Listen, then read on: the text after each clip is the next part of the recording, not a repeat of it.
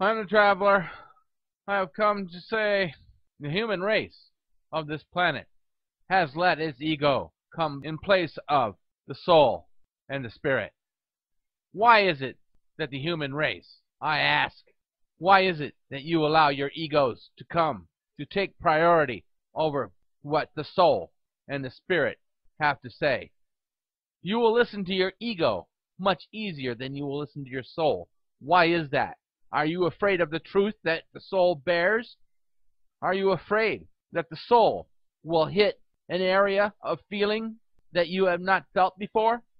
That the soul will come forth with the truth that you are afraid to hear? The ego is telling you lies. I say lies, but I use language that you can relate to. For this human race needs to know and needs to understand that the ego is first to lie, to deceive.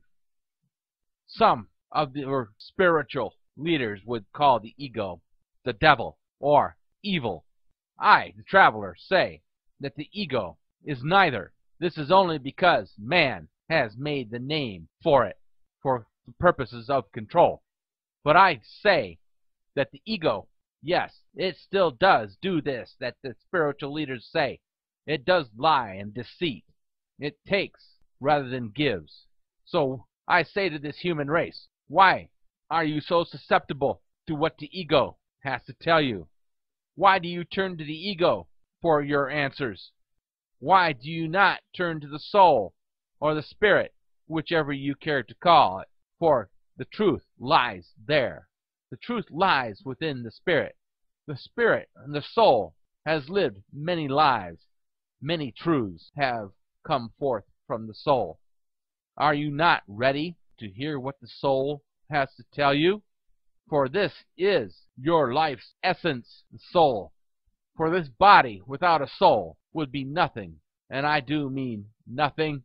It would be non-existent in the form of which you consider mentally active. You would be as what your race would call a vegetable.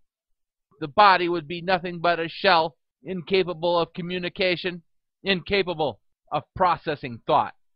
The soul is what gives this body its essence. The soul is the essence of this body. So, you think that you, with your ego, your conceit, your self-centeredness, as it has been said in an earlier statement, you think that this makes you righteous. You think that this may make you wise with wisdom. I, the traveler, say no.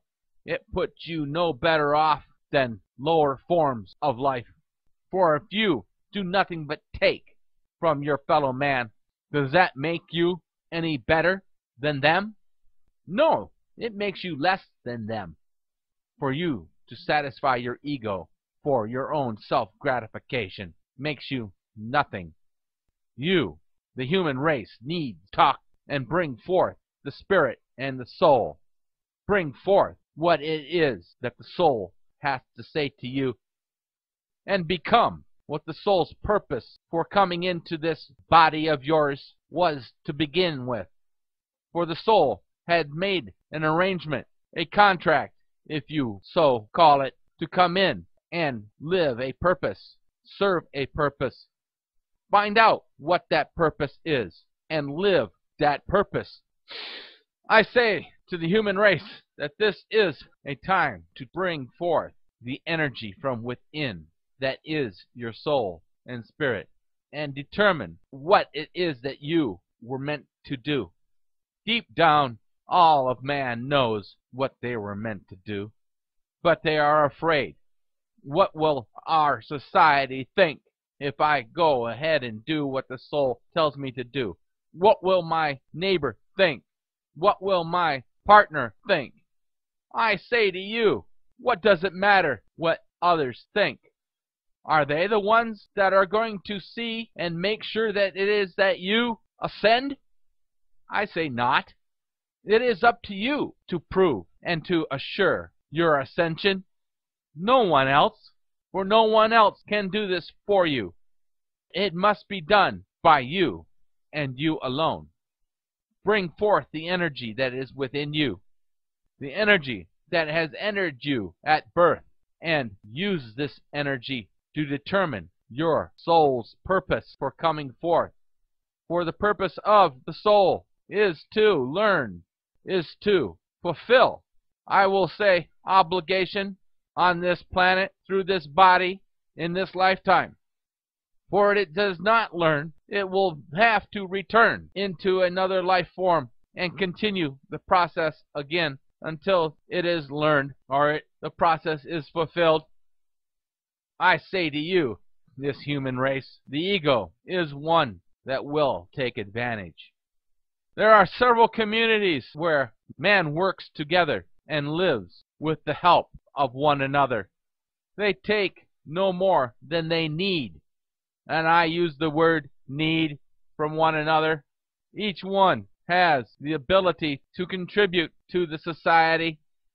This has been done before, but the human race was not ready, and society looked down upon them, and they called them communes, or they called them hippies, or some other word that suited their social desire to degrade. I, the traveler, call them communal livers, communal lives. They use no more than they need.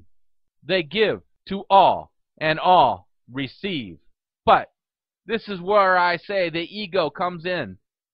There are those that will say the ego takes and hoards. The ego strives to achieve or receive more than its share. It cares not about the other, only itself. So I say to this human race, which category do you fall into? Which category are you placed in? Are you there to receive only what you need? Or are you there to take all that you can get and matters not about your fellow man? The human race has this to consider for its existence. Look at those that hoard. Look at those that you know receive and take more than they need. I understand what this human race is all about, for I have been observing you since the existence of your race, and I have not seen much change from the time of what you call Neanderthal until present. Only thing that has changed is your shelter, is your form of transportation, and your communication. Your primal needs, your primal desires are still in place. The need to survive and take what you need to do so. For it is that desire to survive that each individual has within them, and it takes away the idea of caring for your fellow man. For it matters not what your fellow man's needs are, as long as yours are fulfilled. I, the traveler, say, you will right out deny this, but I do say that this is the truth. Deep down, if you look at yourself, look within yourself, and ask yourself, is this not true? Is this not the way I am acting?